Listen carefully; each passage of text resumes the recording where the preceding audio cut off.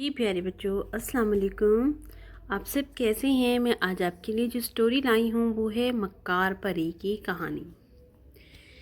ایک سپاہی کا بیٹا ہونے کے سبب عمر بھی بہت باہمت تھی۔ وہ اپنی ماں کو خدا حافظ کہہ کر چلا گیا تھا۔ جنگ ہوتی رہی اور لوگ بے جگری سے دشمن کا مقابلہ کرتے رہے۔ پھر 3 سال بعد دونوں ملکوں میں ایک دوسرے پر حملہ نہ کرنے کا معاہدہ ہو گیا۔ پورے گاؤں میں خوشی کی لہر دوڑ گئی تھی۔ عمر پورے 3 سال کے بعد جنگ کے میدان سے لوٹ کر صحیح سلامت واپس آ گیا تھا۔ اس کے ساتھ اس گاؤں کے اور بھی کئی نوجوان سپاہی بن کر گئے تھے، مگر ان میں سے کوئی بھی لوٹ کر نہیں آیا تھا۔ یہ 3 سال پہلے کی بات ہے، جب عمر 18 سال کا نوجوان لڑکا تھا۔ وہ اپنی ماں کا واحد کفیل تھا۔ دن بھر محنت مزدوری کر کے جو کچھ ملتا وہ ماں کے ہاتھ پر لا کر رکھ دیتا تھا۔ اسے اپنی ماں سے بہت محبت تھی اور وہ ہمیشہ ہی کوشش کرتا تھا کہ اس کی ماں کو کوئی تکلیف نہ ہونے پائے۔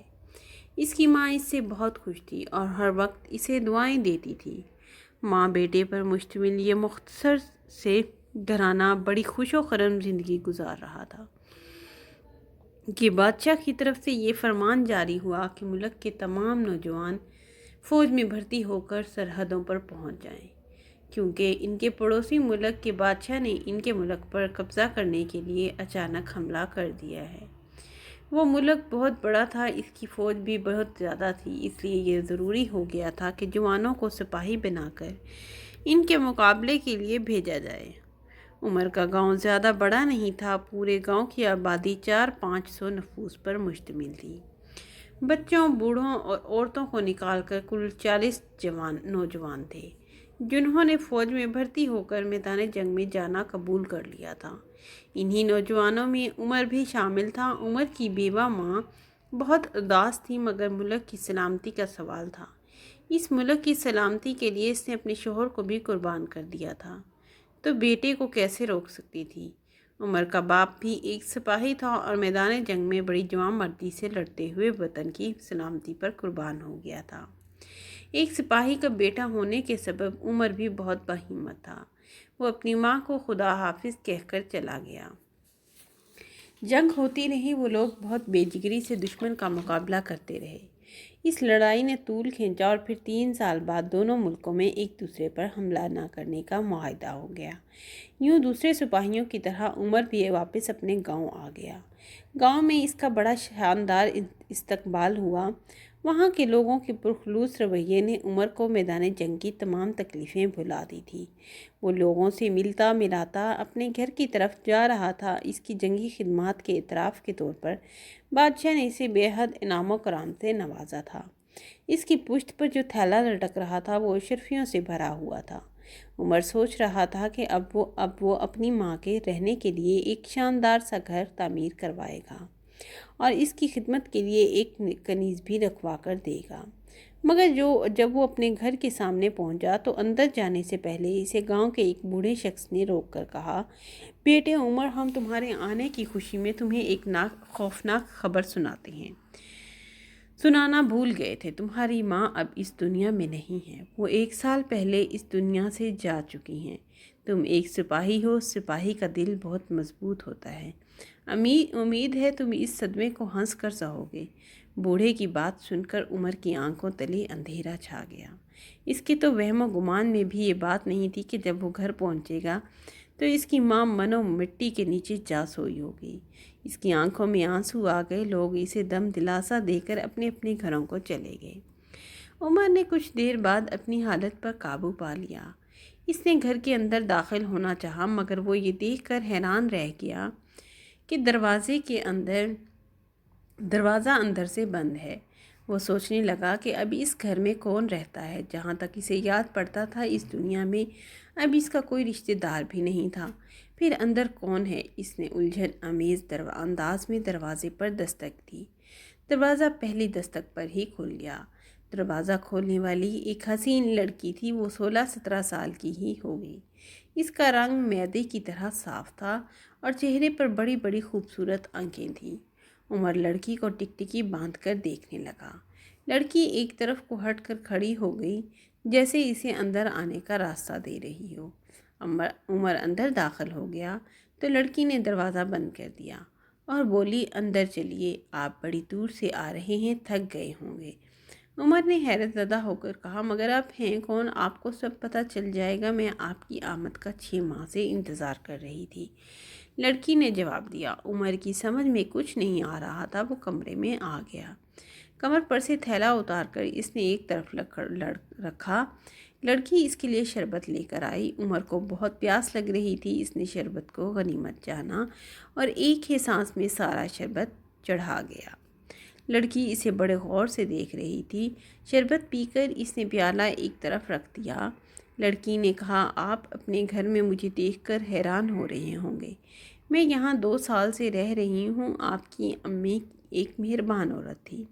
انہوں نے مجھے ہمیشہ اپنی بیٹیوں کی طرح چاہا تھا۔ اپنی ماں کے تذکرے پر عمر کی آنکھیں پھر بھیگ گئیں۔ بھرائی ہوئی آواز میں بولا، اچھی لڑکی ہے، میری بدقسمتی ہے کہ میں اپنی ماں سے آخری مرتبہ بھی نہ مل سکا۔ آپ کو اب صبر کرنا چاہیے، آپ کی امی ہر وقت آپ کا تذکرہ کرتی رہتی تھی۔ یہ کہہ کر وہ چپ ہو گئی۔ کمرے میں کچھ دیر تک خاموشی طاری رہی۔ پھر عمر نے پوچھا، مگر آپ نے ابھی تک اپنے بارے میں کچھ نہیں بتایا کہ آپ کون ہیں؟ لڑکی نے ایک گہری سانس لے کر کہا، میرا نام زبیدہ ہے، میں پرستان کے بادشاہ کی بیٹی ہوں۔ زبیدہ کی بات سن کر عمر اسے آنکھیں پھاڑ پھاڑ کر دیکھنے لگا۔ یعنی کہ تم پرستان کی شہزادی ہو؟ اس نے پوچھا۔ ہاں، ٹھہریے، میں آپ کو شروع سے یہ کہانی سناتی ہوں۔ یہ اس وقت کی بات ہے، زبیدہ نے کہنا شروع کیا، جب میں پیدا بھی نہیں ہوئی تھی۔ پرستان میں ایک بادشاہ کی حکومت تھی۔ اس بادشاہ کا ایک لڑکا بھی تھا۔ اس کا نام شہزادہ پرویز تھا۔ پرستان کا شہزادہ پرویز انسانوں کی دنیا دیکھنے کا بہت ہی شائق تھا۔ ایک روز وہ پرستان سے نکل کر انسان کی دنیا میں آ گیا۔ یہاں پر اس کی ملاقات ایک بہت ہی خوبصورت لڑکی سے ہو گئی۔ اس لڑکی کا نام عذرا تھا۔ شہزادہ پرویز نے اپنے باپ سے چھپ کر اس لڑکی سے شادی کر لی اور انسانوں کی دنیا میں رہنے لگا۔ جب بادشاہ نے اس کی گمشدگی کا سراغ لگایا تو اس پر یہ حقیقت کھلی کہ اس کے بیٹے نے انسانوں کی دنیا میں ایک خوبصورت لڑکی سے شادی کر لی ہے۔ تو وہ بہت ناراض ہوا۔ اس نے فوراً شہزادہ پرویز کو پرستان بلوا لیا اور اس کے محل سے باہر جانے پر پابندی عائد کر دی۔ شہزادہ پرویز اپنی پیاری بیوی کی جدائی برداشت نہ کر سکا اور بیمار پڑ گیا۔ دنیا بھر کی دوائیں بھی اس کو ٹھیک نہ کر سکیں۔ مجبور ہو کر بادشاہ نے اسے صرف اتنی اجازت دے دی کہ جب وہ چاہے بیوی سے جا کر مل سکتا ہے، مگر اسے پرستان نہیں لا سکتا۔ شہزادہ پرویز اس پر بھی راضی ہو گیا۔ پھر خدا نے انہیں ایک بیٹی دی۔ اس کا نام انہوں نے زبیدہ رکھا۔ میں وہی زبیدہ ہوں۔ میرے ابا ہم ماں بیٹی سے آ کر مل جایا کرتے تھے۔ انہوں نے ہمارے لیے ایک محل بنوا دیا تھا اور جب بھی وہ ہم سے ملنے آتے تھے تو میرے لیے پرستان سے ڈھیر سارے کھلونے اور مزیدار مٹھائیاں لاتے تھے۔ دن یوں ہی خوشی بسر ہو رہے تھے۔ میں دیکھتے ہی دیکھتے 14 برس کی ہو گئی۔ ایک روز جب میں سو رہی تھی تو میرے ابا پرستان سے آئے۔ انہوں نے امی کو پورے محل میں ڈھونڈ لیا مگر وہ انہیں کہیں نہ ملی۔ انہوں نے مجھے جگایا اور امی کی گمشدگی کی اطلاع دی۔ پھر ہم دونوں نے انہیں ہر جگہ ڈھونڈ لیا مگر امی نہ مل سکی۔ میرے ابا بہت پریشان تھے۔ 15 دن تک انہوں نے امی کو تلاش کیا مگر مایوسی کے سوا کچھ نہ ملا۔ ادھر پرستان میں میرے دادا یعنی بادشاہ سلامت نے میرے ابا کو بلوایا۔ چونکہ وہ مجھے اپنے ساتھ نہیں لے جا سکتے تھے اس لیے انہوں نے مجھے آپ کی امی کے حوالے کر دیا اور کہا کہ وہ کسی مناسب وقت پر مجھے اپنے ساتھ لے جائیں گے۔ میں نے آپ کی امی کے ساتھ پاس رہنے لگی۔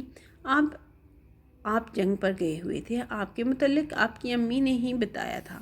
میں ان کے ساتھ ہر طرح سے خوش تھی۔ ایک روز وہ بھی دنیا سے رخصت ہو گئی۔ ان کی موت میرے لیے ایک بہت بڑا سانحہ تھی۔ میرے ابا جو کہ وہاں کبھی کبھی مجھ سے ملنے آ جایا کرتے تھے، انہیں بھی ان کی موت کا بہت دکھ ہوا۔ آپ کی امی کے انتقال کے بعد بھی میں نے آپ کے گھر میں رہنے کو ترجیح دی۔ پھر ایک روز میرے ابا مجھے لینے کے لیے آ گئے۔ میرے دادا انتقال فرما گئے تھے اور اب تخت و تاج کے مالک میرے ابا تھے۔ اب مجھ پر یا میری امی پر پابندی لگانے والا کوئی نہ تھا۔ مگر میری امی تو کھو گئی تھی، رہ گئی تو میں نے اپنے ابا سے کہہ دیا کہ جب تک اس گھر کا مالک واپس نہیں آ جاتا اس وقت تک میں کہیں نہیں جاؤں گی۔ خدا کا شکر ہے کہ آپ آج واپس لوٹ آئے ہیں۔ اب میں اپنے ابا کے پاس پرستان جا سکتی ہوں۔ عمر بڑی دلچسپی سے زبیدہ کی کہانی سن رہا تھا۔ وہ خاموش ہوئی تو اس نے کہا، زبیدہ آپ نے تو بڑی عجیب کہانی سنائی ہے۔ میں آپ کا بڑا شکر گزار ہوں کہ آپ نے میرا انتظار کیا۔ آپ اپنے ابا کے پاس ضرور جائیے، خدا کرے کہ آپ کی امی بھی مل جائے۔ وہ نہ جانے کہاں ہوگی۔ زبیدہ اداس ہو کر بولی، خدا بہتر جانتا ہے کہ میں اب ان سے ملوں گی بھی یا نہیں۔ آپ نے میری امی کی بہت خدمت کی ہے۔ میں آپ کی امی کو ڈھونڈنے کی کوشش کروں گا تاکہ بدلہ اتار سکوں۔ عمر نے کہا۔ اس کی بات سن کر زبیدہ خوش ہو گئی۔ پھر اس نے کمرے کے کونے میں رکھا ہوا ایک خوبصورت قالین نکالا اور بولی، یہ جادو کا قالین ہے، یہ ہمیں تھوڑے وقت میں پرستان پہنچا دے گا۔ ہمیں سے کیا مطلب ہے؟ عمر نے تعجب سے پوچھا۔ میری خواہش ہے کہ آپ بھی میرے ساتھ پرستان چلیں۔ زبیدہ نے کہا، چند دن ہمارے مہمان رہیے گا، پھر ہم دونوں مزے سے پورے پرستان سیر کریں گے۔ اس کی بات سن کر عمر نے مسکرا کر کہا، یہ تو بڑی اچھی بات ہے۔ بچپن میں پریوں کی کہانی سنتا تھا، اب پریوں کی سرزمین کو اپنی آنکھوں سے بھی دیکھ لوں گا۔ ہم یہ سفر رات کو شروع کریں گے، ورنہ اگر لوگوں نے ہمیں اڑتا دیکھ لیا تو حیرت کے مارے بے ہوش ہو جائیں گے۔ میرے ابا بھی رات کو ہی مجھ سے ملنے کے لیے آتے تھے۔ زبیدہ نے کہا، ٹھیک ہے۔ عمر سر ہلا کر بولا، میں بھی تھوڑی دیر سونا چاہتا ہوں، بہت تھک گیا ہوں۔ زبیدہ بولی، ہاں آپ آرام کیجیے،